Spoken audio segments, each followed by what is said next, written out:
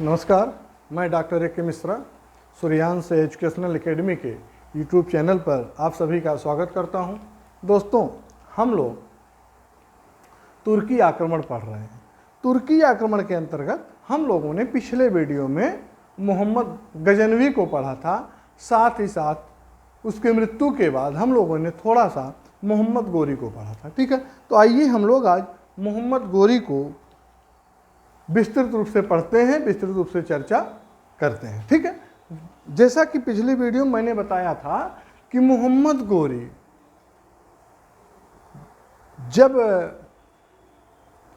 गजनी वंश कमजोर पड़ जाता है तो गोर वंश या बानी वंश का उदय होता है। एक कबीला है, कबीले का नेता मोहम्मद गोरी होता है। ठीक है, और इसी ने गोर वंश उसी कहते हैं, या उसे आप कह सकते हो संसबानी वंश की स्थापना करता है। ठीक है, यह जो है 1173 ईस्वी से 1206 ईस्वी तक शासन करता है। ठीक है, मोहम्मद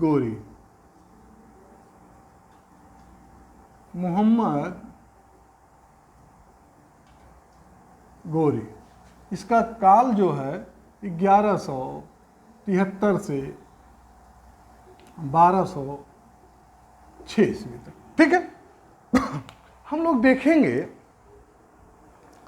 मैंने पिछली वीडियो में बताया था कि महमूद गजनवी जो था उसका भारत में आक्रमण करने का एकमात्र उद्देश्य था अधिक से अधिक धन लूट करके गजनी ले जाना, साथ ही साथ यहाँ पर मंदिरों को तोड़ना और धर्मांतरण कराना था। ठीक है, लेकिन उसके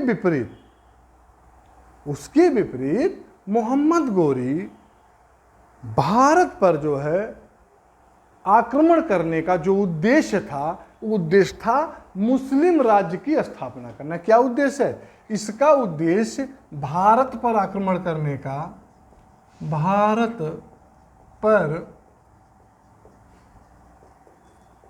आक्रमण का जो उद्देश्य क्या है? मुस्लिम राज्य की स्थापना, मुस्लिम राज्य की स्थापना। ठीक है, मुस्लिम राज्य की स्थापना करना था।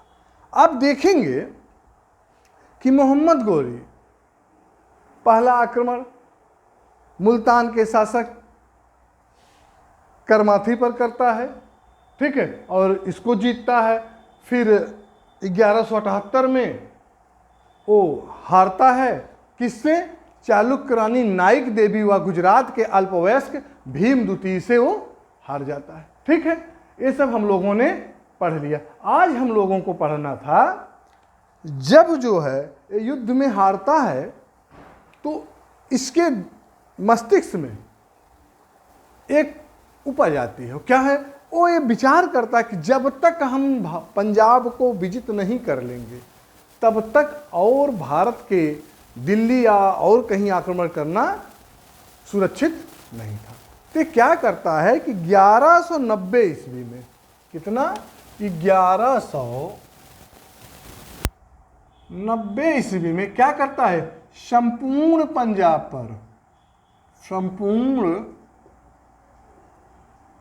पंजाब पर क्या करता है? अधिकार कर लेता है।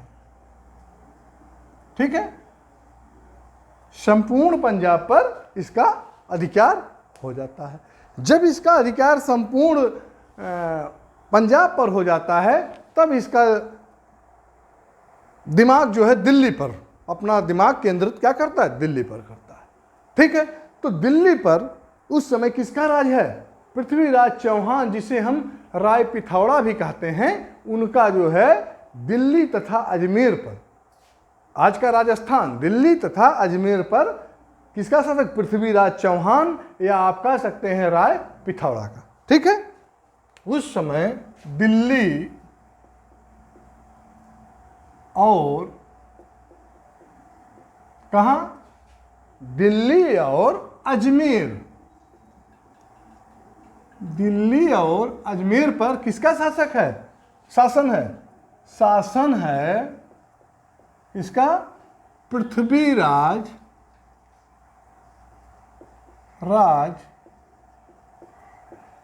चौहान, जिसे हम राय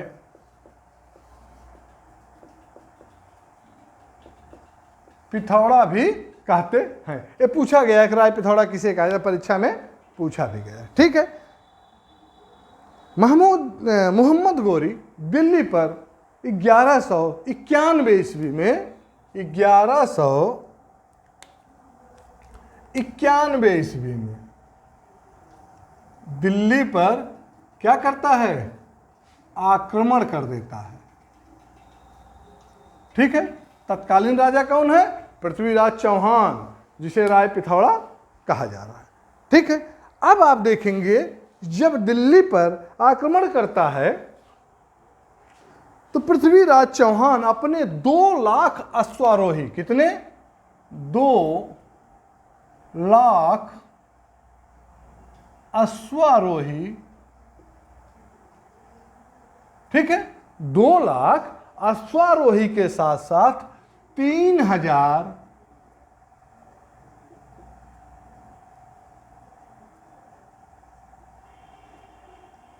हाथियों की सेना जो है लेकर, अपना एक विशाल सेना लेकर मोहम्मद गोरी के विरुद्ध चढ़ाई कर दी। और दोनों सैनिक आमने सामने होते हैं। स्थान होता है तराइन। क्या स्थान होता है, तराइन। तराइन, और इसीलिए इसे तराइन का युद्ध कहा जाता है। और युद्ध होता है तराइन का युद्ध। ठीक है। कितने में, 1191 ईस्वी में। ठीक है। 1191 ईस्वी में यह युद्ध होता है। आप देखेंगे कुछ समय पृथ्वीराज चौहान के सहयोगी राजकुमारों ने क्या करा था, सहयोगी राजपूत राजकुमारों ने सहयोग करा था। साथ ही साथ इस युद्ध में गहड़वाल, कहां, इस युद्ध में गहड़वाल के राजा उस समय कौन था, जयचंद। इस युद्ध से अपने को अलग रखा था। क्यों, क्योंकि राजा जयचंद्र की बहन का अपहरण जो है, राजा जयचंद्र की लड़की, राजा जयचंद्र की लड़की का अपहरण पृथ्वीराज ने करके जबरन शादी कर लिया था और जयचंद्र को अपमानित किया था। ठीक है। अब आप देखेंगे कि जो तराइन का युद्ध है, ये तराइन जो स्थान है ये कहां पर है, ये जो है तराइन स्थान थानेश्वर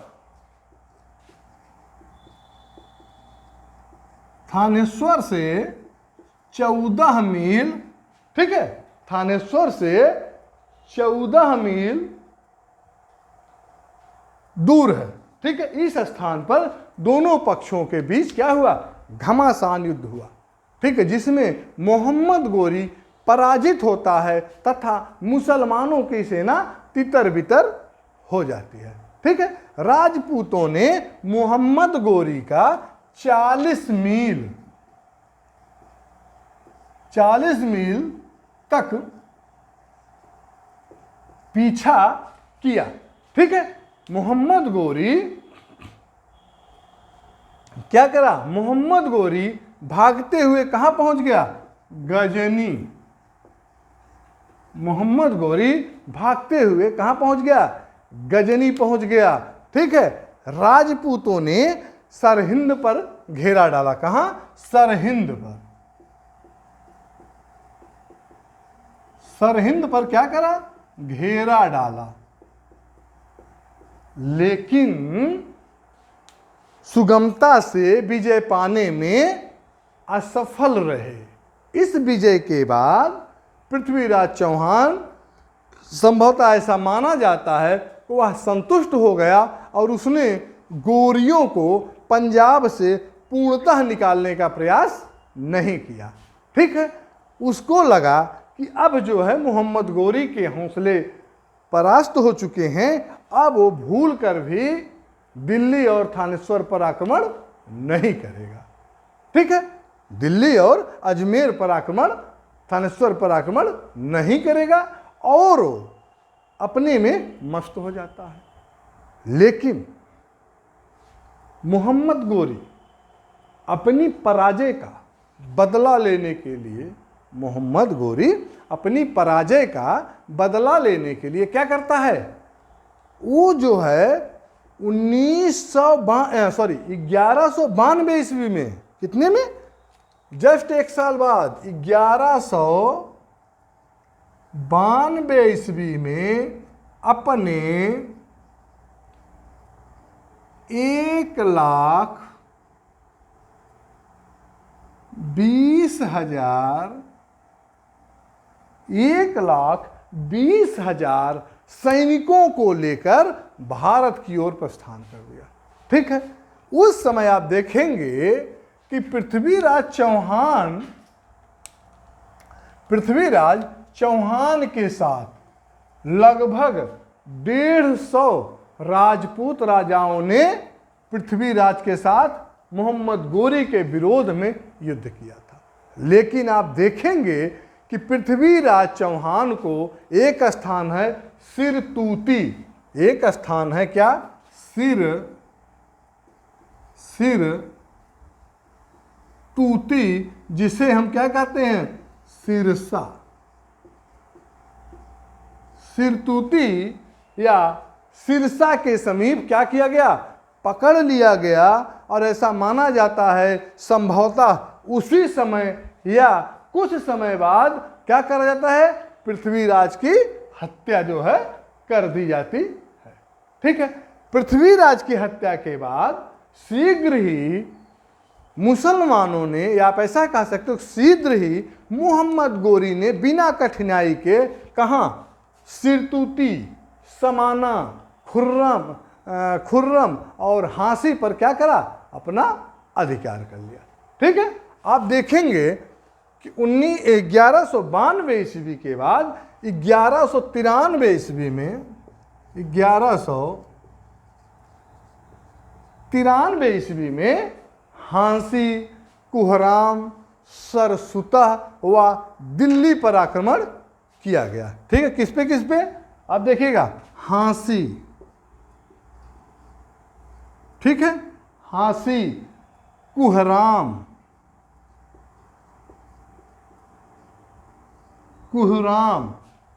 सरसुतह,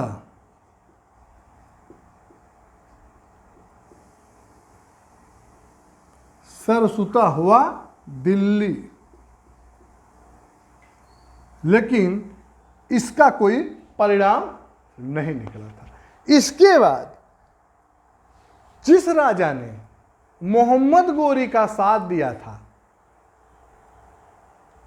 पृथ्वीराज चौहान के विरोध में था, कन्नौज का राजा कौन था, जयचंद, कन्नौज का राजा जयचंद, कन्नौज का राजा जयचंद। ऐसा माना जाता है कि अगर तत्कालीन समय में जयचंद्र पृथ्वीराज चौहान का साथ दे दिया होता तो दोबारा मोहम्मद गोरी युद्ध फिर हार जाता। ठीक है, लेकिन कहा गया है कि अगर पड़ोसी के घर में आग लगी है और आप आनंद ले रहे हो तो ऐसा नहीं है कि आपका घर नहीं जलेगा, लपटें आपके घर में भी जाएंगी और पकड़ लेंगी और आपका घर भी जल जाएगा। ऐसा ही हुआ। 92 में पृथ्वीराज चौहान को हराता है, दिल्ली और अजमेर पर कब्जा करता है। ठीक है, दिल्ली और अजमेर पर कब्जा करता है। 93 में हाँसी, कुहराम, सरसुता व दिल्ली पर पुनः आक्रमण करता है, जो थोड़ा बहुत बचा था उसको भी ले लेता है। लास्ट में क्या करता है, फिर 94 में क्या करता है, कन्नौज के राजा जयचंद्र, जिन्होंने 92 में 91 में उनका साथ दिया था, जयचंद्र के ऊपर क्या करता है, आक्रमण कर देता है। ठीक है, जयचंद्र के ऊपर मोहम्मद गोरी क्या करता है, आक्रमण कर देता है। और जहां युद्ध होता है वो युद्ध स्थान था चंद्रावर। क्या स्थान है, चंद्रावर का युद्ध होता है किस सन में, 1194 ईस्वी में युद्ध होता है। और चंद्रावर के युद्ध में क्या होता है, चंद्रावर के युद्ध में जयचंद्र जो है वीर गति को प्राप्त हो जाता है। ठीक है, वीर गति को प्राप्त हो जाता है। और आप देखेंगे कि जयचंद्र के पतन के बाद, पतन ने, या ऐसा आप कह सकते हो कि जयचंद्र के पतन ने गोरी को राजनीतिक और भारतवर्ष की धार्मिक राजधानियों कन्नौज और बनारस का या वाराणसी का क्या करता है, स्वामी बना देता है। कन्नौज और वाराणसी का स्वामी बना देता है। अब आप देखेंगे इसके बाद 1195 96 ईस्वी में मोहम्मद गोरी बयाना के शासक, किसके, बयाना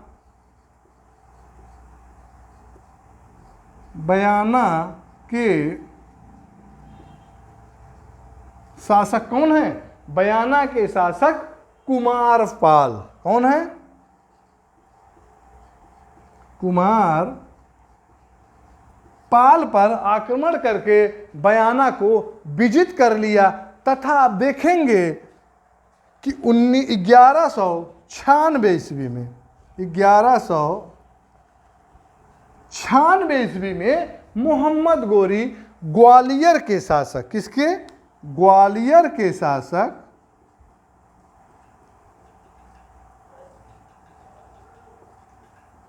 ग्वालियर के शासक कौन है उस समय, ग्वालियर के शासक सुलक्षण पाल। कौन, सुलक्षण पाल। सुलक्षण पाल पर आक्रमण करके उसके राज्य को विजित कर लिया। ठीक है, अब आप देखेंगे इसके बाद मोहम्मद गोरी का एक सेनापति था। क्या नाम था उसका, बख्तियार खिलजी। क्या नाम है, मोहम्मद गोरी का एक सेनापति है जिसका नाम है बख्तियार खिलजी। ये भी बहुत कट्टर था। इसने जो है नालंदा और तक्षशिला विश्वविद्यालयों को नष्ट कर दिया था। ठीक है, अब आप देखेंगे कि मोहम्मद गोरी का जो सेनापति है, सेनापति कौन है, बख्तियार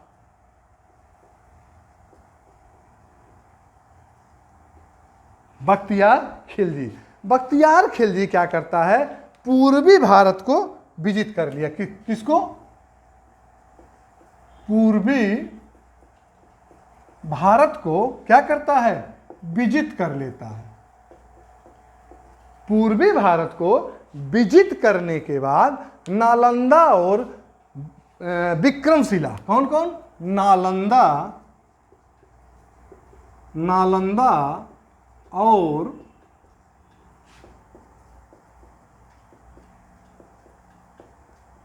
विक्रमशिला विश्वविद्यालय को क्या करता है, नष्ट कर देता है।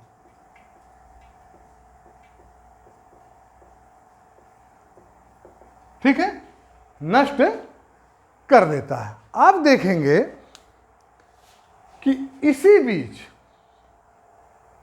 मोहम्मद गोरी के गृह प्रांत, कहां, गजनी में, मोहम्मद गोरी के गृह प्रांत गजनी में क्या होता है, वहां विद्रोह हो जाता है। गृह प्रांत में क्या होता है, विद्रोह हो जाता है। गृह प्रांत कहाँ है? गजनी में।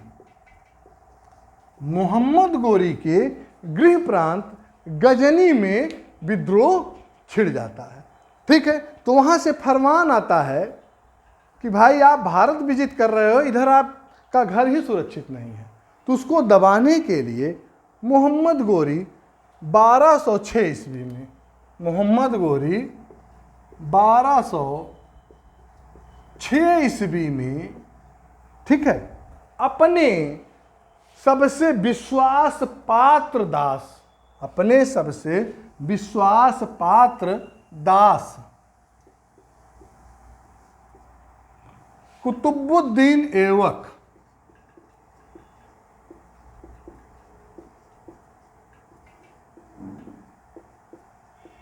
कुतुबुद्दीन ऐबक को क्या करता है? भारत का नेतृत्व जो है सौंप कर, भारत का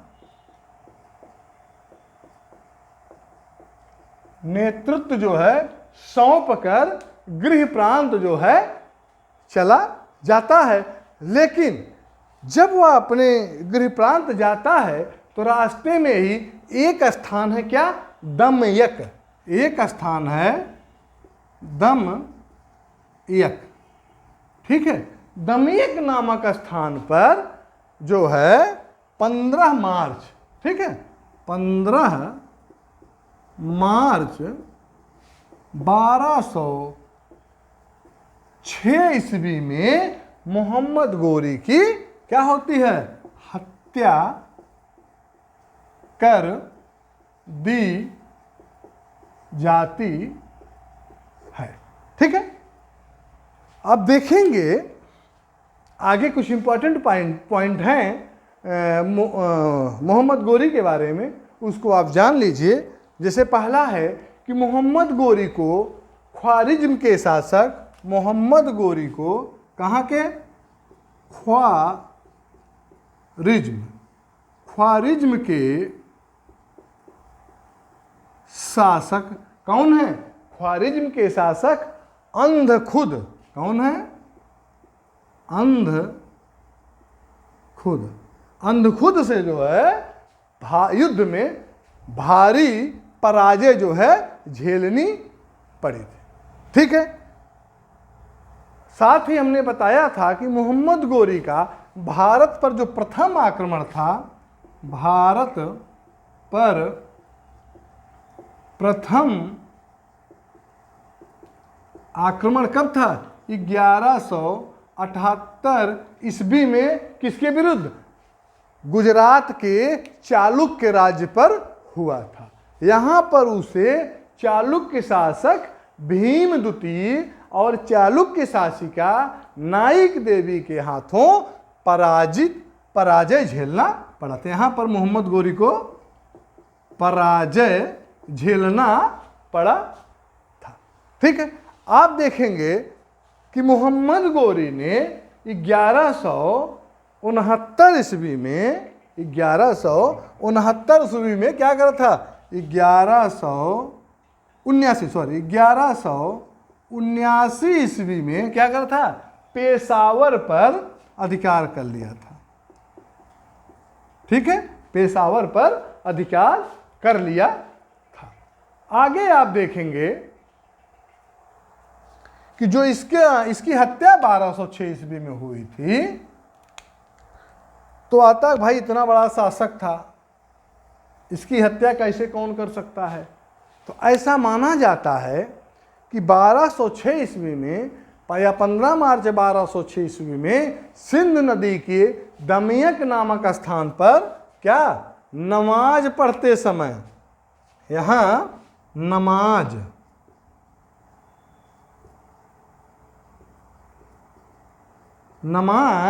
पढ़ते समय दमयक नामक स्थान पर कौन? करामतियों के गिरोह ने, कौन?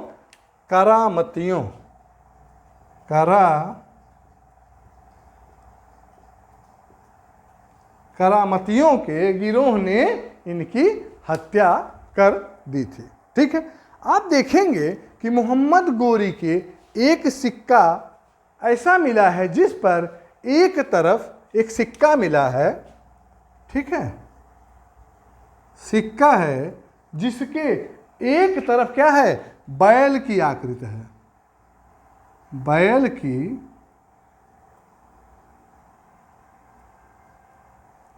की आकृति है।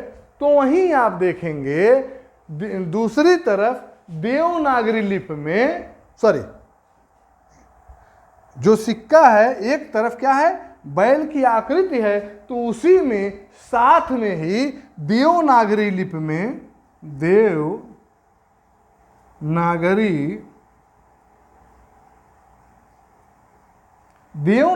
लिपि में पृथ्वीराज अंकित है। क्या अंकित है, पृथ्वीराज अंकित है, तथा दूसरी तरफ घोड़े की आकृति के साथ सिक्के के दूसरी तरफ घोड़े की आकृति के साथ जो है क्या है, मोहम्मद बिन शाम अंकित है, मोहम्मद बिन शाम, ठीक है, अंकित है, ठीक है। साथ ही साथ आप देखेंगे कि मोहम्मद गोरी के कुछ सिक्कों पर लक्ष्मी की आकृति, कुछ सिक्कों पर लक्ष्मी की आकृति, ठीक है, जिसे क्या कहता है, देहली वाल, जिसे देहली वाल कहा जाता है, अंकित है, ठीक है। अब हम लोग कल जो है अल बरूनी पर थोड़ा सा चर्चा करेंगे। इसके बाद हम लोग 1206 ईस्वी से गुलाम वंश शुरू हो रहा है, जिसका प्रथम शासक कुतुबुद्दीन ऐबक होता है 1206 ईस्वी से 1210 ईस्वी तक। उसके बारे में हम लोग चर्चा करेंगे, ठीक है। तो आज बस इतना ही। बस आप लोगों से निवेदन है कि मेरे इस वीडियो को अधिक से अधिक शेयर करिए, सब्सक्राइब करिए, लाइक करिए, लोगों तक इस कंटेंट को पहुंचाइए, जिससे कि आने वाले प्रतियोगी परीक्षाओं में लोग इस कंटेंट को पढ़ने के बाद लाभान्वित हो सकें और हमारा हौसला बढ़े। इन सब के साथ बहुत बहुत धन्यवाद। शुभ रात्रि।